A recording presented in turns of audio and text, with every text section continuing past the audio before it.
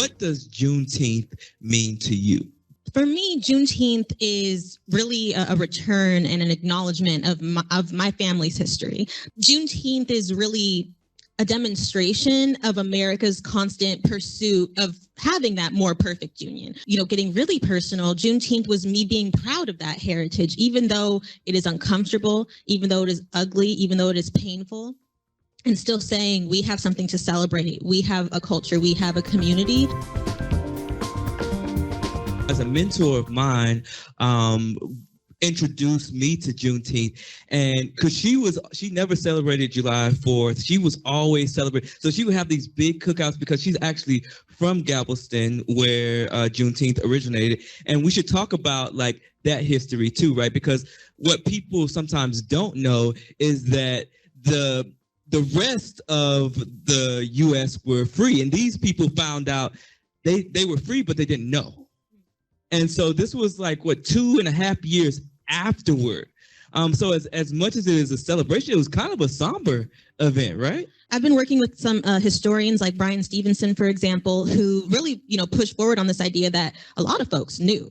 Word traveled. And so having the Emancipation Proclamation and then finally having the 13th Amendment really cemented emancipation, but there was so much work to be done. I love studying Reconstruction history because it was a time in America where we could have had it all. They were going to take the land from plantations and redistribute it to the folks who were enslaved and worked that land so that they could have reparations, so that they could have, all these different promises. And so much of that history is erased because if we knew that, we'd be fighting for that, Looking at that history, it is bittersweet because you see that we're on the precipice of so many beautiful things, so many beautiful freedoms. And yet at the same time, because of all of these laws, because of circumstances, because of racism and chattel slavery, so many people are held back.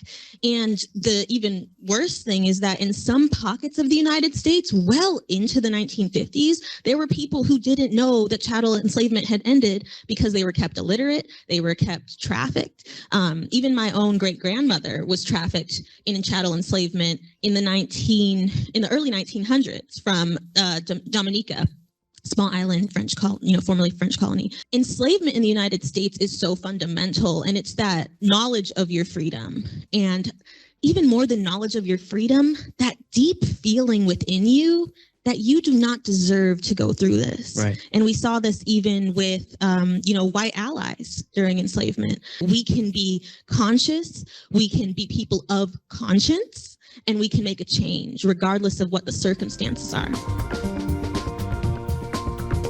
Talk to us about how brands can get it right, how Barclays can continue to get it right, and some things that you've seen that you're like, you know what, that's it. Brands get it wrong because they think that they can, they want to look like they care more than they want to show that they care. And they don't want to put their money where their values are because sometimes they don't actually have those values. Well, Barclays has the values and we appreciate. Yeah, that's the thing. When you have the values, it becomes easy because it's authentic. It's part of the culture. We have people who are actually excited to come and talk about Juneteenth.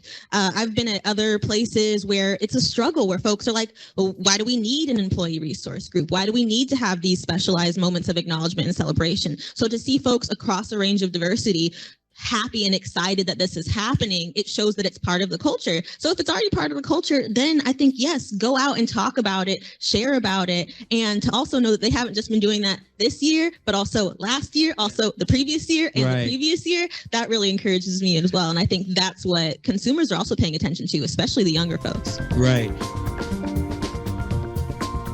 And I also think that this is the perfect place to talk about investment, right? I know that Juneteenth isn't a shopping holiday necessarily, but it is important to support Black-owned businesses. And so talk to us about how we can do this during Juneteenth, but also throughout the year. How can we invest? Folks are hungry to invest. And one thing that we can, I'll do is start to become angel investors, start to, make micro grants, start to extend our networks and our opportunities. So it's not just about the financial capital that you have. It is, but it's also the access you have. It's the wisdom that you have.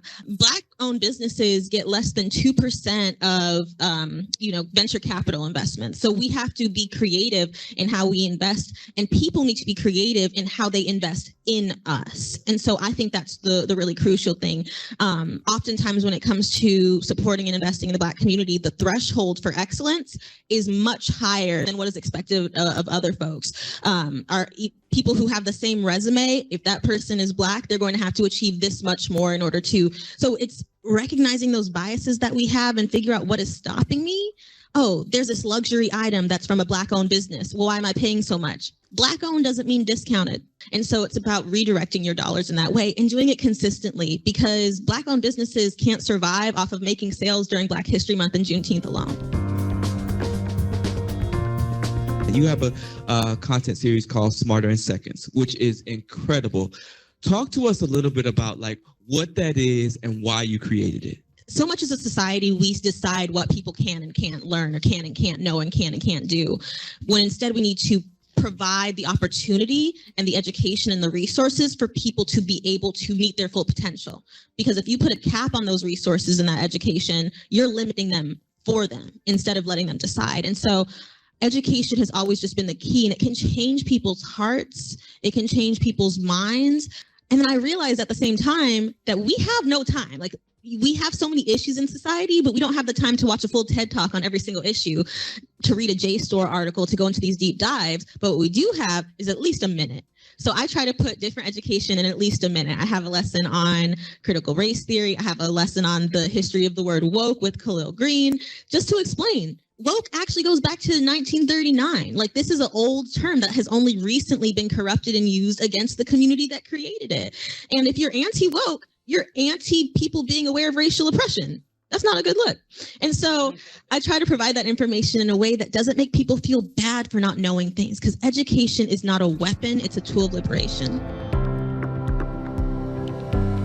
Maybe a lot of folks in here haven't read the book already, but can you give us like the Cliff Notes, a little review so we know what we're about to get into? This book is basically like, there's so much stuff that has come out, conversations that have changed, just kind of to clear the air, to get people to come up to speed in a way that's, educational, but also to dive deeper into topics. And I'm not trying to, police the way people behave, but I want folks to know why things matter, why the language is changing. Nobody should be attacked for not knowing the most updated language. Right. But, once they decide, oh, I know this and I don't care and I'm going to be harmful anyway, that's where I think the issue lies. But I like to assume that we're just on different pages. So this book will hopefully get everybody else up to speed. On the same page. Yeah, there we go.